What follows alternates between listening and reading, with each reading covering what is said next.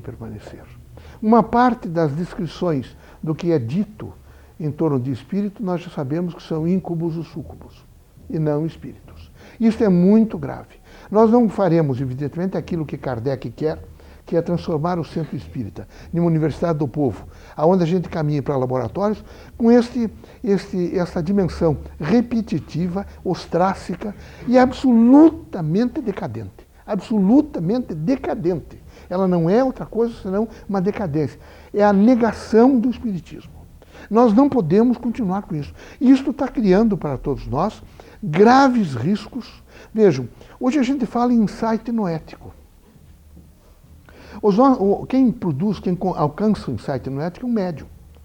Em um centro espírita que não promoveu o médium, que não elevou o médium para alguns acontecimentos, entre estes, a experiência do chamado insight noético, que a fenomenologia está trabalhando, e que toda a linha crítica da ciência está trabalhando. Vejam, é tão forte a linha crítica, que os senhores devem estar preparados para os próximos, quem sabe, um quarto de século, a mudança total, vejo, dos parâmetros no que diz respeito, por exemplo, ao conceito de natureza.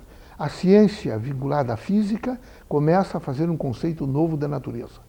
Como é que nós não estaremos preparados para este conceito novo? Como é que nós, que somos efetivamente aquilo que Kardec diz, ciência, filosofia e religião, ficamos num ostracismo de um nível religioso? E com isso, nesse ostracismo nós fizemos. O espiritismo passou a ser sacro, absolutamente sacro. Senta-se no mesmo lugar, se compõe da mesma forma, se faz orações repetitivas. Não é o processo experiencial, prece a experiência. Prece a experiência. É a dor, o sofrimento, a alegria, a angústia, é o produto que faz a prece. E não uma repetição permanente, permanente, permanente. Isso virou sacro. É a composição sacra. Os médiuns são quase sacralizados. A mensagem espírita passou a ser sacralizada. Quando não é sacro, é esotérico. Os espíritos são uma dimensão esotérica. Nós não somos esotéricos. Aí virou místico. Nós temos um nível místico. Como é que dá passe? Será que nós temos que tocar nas pessoas para fazer passe? Passamos por fases críticas do século XX. Operações, receitas, curanderismo. E chegamos ao XXI com todos os vícios. Todos os vícios. Os piores vícios possíveis. E o pior é tão grave e não se percebe, porque a gente não percebe quando a gente faz parte do bojo, faz parte do conjunto. Os nossos filhos não são espíritas, alguns deles. Até repudiam o espiritismo. Porque quando vem, evidentemente, esse campo repetitivo, esse campo que não tem significação, eles não querem participar. Então nós precisamos urgentemente, em primeiro lugar, eliminar essa ideia sacra, mística, esotérica, repetitiva, vejo, do centro espírita. Nós temos que criar uma dimensão nova. Essa dimensão nova é a dimensão, por exemplo, da física. Quando ela, nesse momento, manda colocar, não é, em qualquer elemento de pesquisa. Então, quando a gente faz estudo, quando a gente pesquisa, quando a gente registra, quando a gente contextualiza, ou sistematiza um produto de pesquisa, a ciência oficial está dizendo tem que haver a compreensão do terceiro incluído. Há uma linha do chamado terceiro incluído. Mas como é que nós vamos dizer? Se a gente disser que estava no centro espírita o terceiro incluído, eles vão imaginar que é espírito. Quando o terceiro incluído é a ideia do Criador. É Deus, evidentemente. A ciência começa a dizer que seja quem for esse ser que criou, é preciso reconhecer que cada um de nós tem um possível para alcançá-lo. Mas como é que nós vamos dizer isto em um lugar onde só se repete? Onde as coisas, o processo, por exemplo, reencarnatório, ficou místico. Há pessoas que desencarnaram há 5 anos atrás, eles estão dizendo que vai reencarnar agora. Pode ser meu filho ou meu neto. Não é assim, meus amigos. Se fosse simplista assim, o espiritismo tinha sido destruído já. Ele é extremamente complexo e simétrico. Ele tem uma complexidade no tempo, no espaço, e tem uma simetria. E para que a gente possa entender isso, a gente tem que sentir, evidentemente, o processo crítico espiritista. Uma pessoa desencarnou, podem ter certeza absoluta que menos de 70 anos não reencarnará.